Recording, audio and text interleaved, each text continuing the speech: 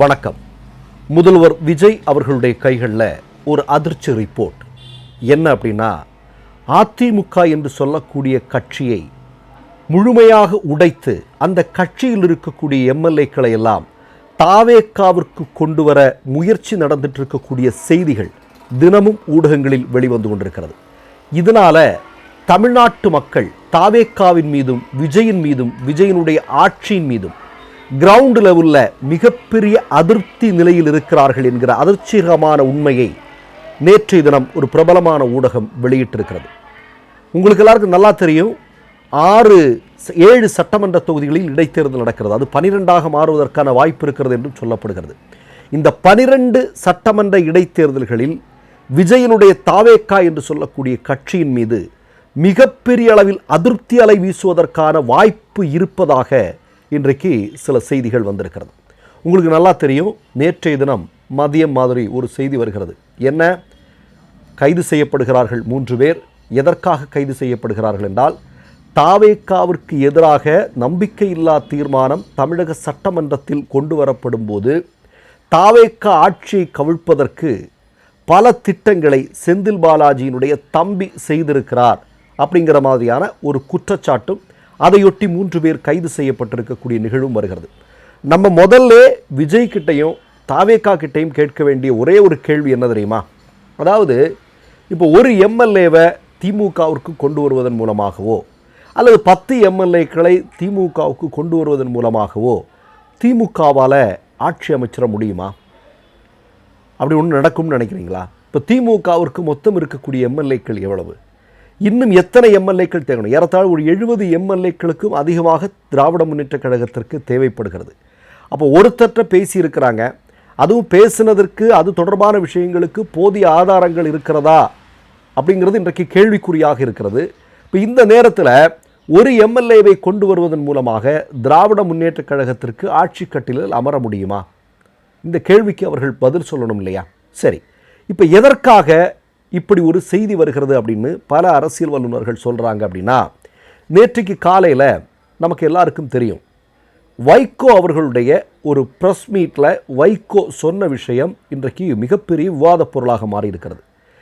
முதல்வர் விஜயே நேரடியாக குதிரை பேரத்தில் ஈடுபட்டார் என்பதை ஆதாரத்தோடு அம்பலப்படுத்தக்கூடிய செய்தியை இவர்கள் கூட்டணி கட்சியில் இருக்கக்கூடிய வைகோவே சொல்லியிருக்கிறார் என்பது தெரியும். உங்களுக்கு இந்த தேர்தல் வருவதற்கு முன்பு விஜய் அவர்கள் போகக்கூடிய இடங்கள்ல எல்லாமே அண்ணா அறிவாலயத்திற்கு முன்னாடி யார் போனாலும் தூக்கி உள்ளே போட்டுடுறாங்க. இது கல்லாப்பெட்டி கூட்டணி அப்படின்னு சொல்லிட்டு ஒரு வீடியோ ஒன்று போட்டிருந்தார். இன்றைக்கு திமுகவினுடைய தயவில் வெற்றி பெற்றவர்கள் எல்லாம் தாவேக்காவிற்கு வருகிறார்கள். அதிமுகவில் இரட்டை இலை சின்னத்தில் வெற்றி பெற்றவர்கள் எல்லாம் தாவேக்கா கூட்டணியில் இணைந்து கொண்டிருக்கிறார்கள். அப்போ எவ்வளவு பெரிய குதிரை பேரம் இந்திய வரலாற்றில், குறிப்பாக தமிழக அரசியல் வரலாற்றில் இந்த அளவிற்கான குதிரை பேரம் எந்த காலத்திலும் நடந்ததில்லை என்று மக்கள் பேசிக்கொள்கிறார்கள். பாஜக ஆட்சி நடக்கக்கூடிய மாநிலங்கள் நடக்குது. இப்போ நீங்கள் மேற்கு வங்கத்தில் மம்தா பானர்ஜி இதை செய்திருக்கிறார். மம்தா பானர்ஜியினுடைய கட்சியை உடைத்திருக்கிறார்கள். அதே மாதிரி நீங்கள் உத்தவ் தாக்கரேவினுடைய கட்சியை, அதே மாதிரி நவீன் பட்நாயக்கினுடைய கட்சியெல்லாம் சர்வசாதாரணமாக பாஜக செய்து கொண்டு வருகிறது. தமிழ்நாட்டில் தாவேக்கா ஆட்சி பொறுப்பேற்றதற்கு பிறகு இது சர்வசாதாரணமாக நடந்து கொண்டு வருகிறது. நாம் அது தினசரி பார்த்து கொண்டிருக்கிறோம். அப்போது இப்படி ஒரு செய்தி வந்ததும் மக்கள் மத்தியில் ஒரு மிகப்பெரிய கொதிநிலை ஏற்படுகிறது. எப்பா, தேர்தலுக்கு முன்னாடி கல்லாப்பெட்டி கூட்டணியினெல்லாம் நீ எதிர்க்கட்சிகளை ஏளனம் செய்து கொண்டிருந்தாய், ஆனால் இன்றைக்கு நீங்களே அதை செய்து கொண்டிருக்கிறீர்களே அப்படின்று மக்கள் பேச ஆரம்பிக்கிறாங்க. குறிப்பாக நேற்றைக்கு ஈவினிங் கூட்டணி கட்சிகளெல்லாம் சந்திக்கக்கூடிய நேரத்தில் விஜய் தலைமையிலான தாவேக்கா கூட்டணிக்கு புதிய பெயர் என்ன வைக்கலாம் அப்படின்னு ஒரு கணக்கெடுப்பு நடக்கிறது. அதில் பெரும்பாலான சமூக ஊடகங்களில் மக்கள் போய் கல்லாப்பெட்டி கூட்டணின்னு போடுறதை நீங்கள் பார்த்துருப்பீங்க. அந்த அளவுக்கு லட்சக்கணக்கான மக்கள். அப்போ இதெல்லாமே தாவேக்காவின் மீது தமிழ்நாட்டு மக்கள் மிகப்பெரிய அதிருப்தி நிலையில் இருப்பதை நாம் பார்க்க முடிகிறது. அப்போ இதிலிருந்து தப்பிக்கிறதுக்கு என்ன வழி? கரூர் இடைத்தேர்தல் வருகிறது. இப்போ செந்தில் பாலாஜி ஏற்கனவே ஒரு மிகப்பெரிய பொய்யை சொன்னார்கள். என்ன சொன்னார்கள்? கரூரில் நடந்த சம்பவத்திற்கு செந்தில் பாலாஜி திமுக தான் காரணம் அப்படின்னு. ஒரு சின்ன வீடியோ ஆதாரம் கூட விஜயினுடைய கட்சியால் இன்று வரையிலும் காட்ட முடியல. அப்போ அதில் வெட்ட வெளிச்சத்திற்கு விட்டார்கள் யார் உண்மையான தவறு செய்தவர்கள் அப்படின்னு. இப்போ கரூர் இடைத்தேர்தல் நடக்கவிருக்கிறது. ஏற்கனவே நமக்கு தெரியும் செந்தில் பாலாஜிக்கும் எம்ஆர் விஜயபாஸ்கருக்கும் இடையில் ஒரு லடாய் வருது. அப்போது கரூர் இடைத்தேர்தலில் தாவேக்காவை வெற்றி பெறச் செய்வதற்கு ஒரு திட்டத்தின் ஒரு பகுதியாகத்தான் இப்படிப்பட்ட ஒரு செய்தி வெளிவந்திருக்கிறதா அப்படிங்கிற கோணத்திலேயே மக்கள் பேசுகிறார்கள். இப்போது குற்றம் செய்தார்கள் என்றால் தண்டிக்க வேண்டியது கண்டிப்பாக நடக்க வேண்டிய விஷயம். ஆதாரங்கள் இருக்கும் பட்சத்தில், இப்படி ஒரு சம்பவம் நடந்திருக்கும் பட்சத்தில் அவர் குற்றவாளி கூண்டில் ஏற்றப்பட வேண்டும். அதில் யாருக்கு எந்த மாற்று கருத்தும் இல்லை. ஆனால் இதற்கு பின்னால் இருக்கக்கூடிய அரசியல் என்ன இருப்பதுங்கிறதை நம்ம பார்க்கணும். காலையில் வைகோ விஜய் பற்றி சொல்கிறாரு. இப்போ விஜயே நேரடியாக குதிரை பேரத்தில் ஈடுபட்டார் அப்படிங்கிறதான செய்திகள். அது தொடர்பாக திமுக கவர்னருக்கு கடிதம் கொடுக்கிறது. மதியத்திற்கு பிறகு இப்படி ஒரு செய்தி வருகிறது. அது என்ன செய்தி? திமுக செந்தில் பாலாஜியுடைய தம்பி தாவேக்கா ஆட்சியை கவிழ்ப்பதற்கு குதிரை பேரத்தில் ஈடுபட்டார். நமக்கு எல்லாருக்கும் நல்லா தெரியுங்க.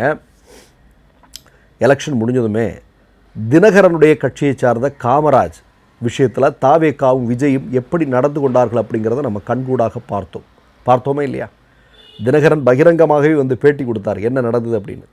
அப்போது இது தாவேக்காவின் மீது அன்றைக்கே ஒரு கருப்புமை பூசப்பட்டிருக்கிறது. இன்றைக்கு நான் என்ன கேட்கிறேன் அப்படின்னா, திமுகவுக்கு வேண்டுமானால் 70 எம்எல்ஏ 80 எம்எல்ஏக்கள் தேவையில்லை. இப்போ நீங்கள் விடுதலை சிறுத்தைகள் இருக்கக்கூடிய 2 எம்எல்ஏக்கள், காங்கிரஸில் இருக்கக்கூடிய 6 எம்எல்ஏக்கள், இப்படிப்பட்டவர்களை எடுத்தாலே இந்த ஆட்சி சிக்கலுக்கு உருவிது ஆகிடும் அப்படிங்கிறது எல்லாருக்கும் தெரியும். அவங்க தாவேக்கா கிட்ட தான் பேசணுங்கிற தேவையெல்லாம் இல்லை. ஆனால் இப்படி ஒரு குற்றச்சாட்டு இன்றைக்கு எழுந்திருக்கக்கூடிய நிலையில் இதற்கு பின்னால் இருக்கக்கூடிய காரணம் என்ன அப்படின்னு பார்த்தீங்கன்னா, மிகப்பெரிய அளவிலான அதிருப்தி அலை தாவேக்காவின் மீது வீசுகிறது. குறிப்பாக நீங்கள் 40-50 நாளில் போதைப்பொருட்களுடைய கூடாரமாக தமிழ்நாடு மாறிக்கொண்டு வருகிறது. பெண்களுக்கு எதிரான அநீதிகள் நடக்கக்கூடிய விஷயம். இன்னைக்கு காலையில் கூட சென்ட்ரல் ரயில்வே ஸ்டேஷன் நினைக்கிறேன், ஒரு சின்ன சிறுமியை கடத்தி கொண்டு போன கடைசியில் பிடிக்கப்பட்டிருக்கிறது. இப்படி தினமும் செய்திகள் வந்து கொண்டிருக்கிறது. அதிலும் குற்றவாளிகளாக தாவேக்காவை சார்ந்தவர்களின் மீது இன்றைக்கு கரங்கள் நீண்டு கொண்டிருக்கிறது. இதற்கெல்லாம் பொறுப்பாக பதிலளிக்க முடியாமல் திணறிக் கொண்டிருக்கக்கூடிய தாவேக்காவும் விஜயும் இதிலிருந்து மக்களை மடைமாற்றுவதற்காக இப்படிப்பட்ட செயல்கள் எல்லாம் செய்கிறார்களோ என்கிற சந்தேகம் தமிழ்நாட்டு மக்களுக்கு இருக்கிறது. மற்றொரு நிகழ்வில் சந்திப்போம். நன்றி, வணக்கம். 3 யூடியூப் சேனல்கள் வியாபாரத்திற்கு இருக்கிறது. தேவைப்படுபவர்கள் இந்த எண்ணுக்கு தொடர்பு கொள்ளுங்கள். மை நேம் இஸ் ரெட் சேனலை சப்ஸ்கிரைப் பண்ணிக்கோங்க. அதுக்கப்புறமா பக்கத்தில் இருக்கிற ஜாயின் பட்டனை கிளிக் பண்ணீங்கன்னா ஒரு நியூ பேஜ் ஒன்று ஓப்பன் ஆகும். அதுலயும் ஜாயின் பட்டனே கிளிக் பண்ணிக்கோங்க. அதுல பாத்தீங்கன்னா credit R debit card options இருக்கு. இதுல உங்களுக்கு விசா, மாஸ்டர் கார்டு, ரிப்பே அப்படின்னு 3 ஆப்ஷன்ஸ் கொடுத்துருக்காங்க. அதுல நீங்க எந்த கார்டு சூஸ் பண்றீங்களோ அந்த கார்டோட நம்பர் என்டர் பண்ணிக்கோங்க. அப்புறமா கார்டோட வேலிடிட்டி மந்த் அண்ட் இயரை டைப் பண்ணிக்கோங்க. அடுத்தபடியா உங்க கார்டோட பின்னால சிவிசி கோடுன்னு சொல்லிட்டு 3 நம்பர்ஸ் கொடுத்துருப்பாங்க. அந்த நம்பர் இதுல என்டர் பண்ணிக்கோங்க. அப்புறமா அட்ரஸ் அண்ட் இன்ஃபர்மேஷன் என்டர் பண்ணிட்டு பைங்கிற பட்டனை கிளிக் பண்ணிக்கோங்க. ஒருவேளை உங்க கார்டு நம்பர் இன்வாலிட்னு காமிச்சிச்சுன்னா உங்க கார்டுல இன்டர்நேஷனல் யூசேஜை எனேபிள் பண்ணுங்க.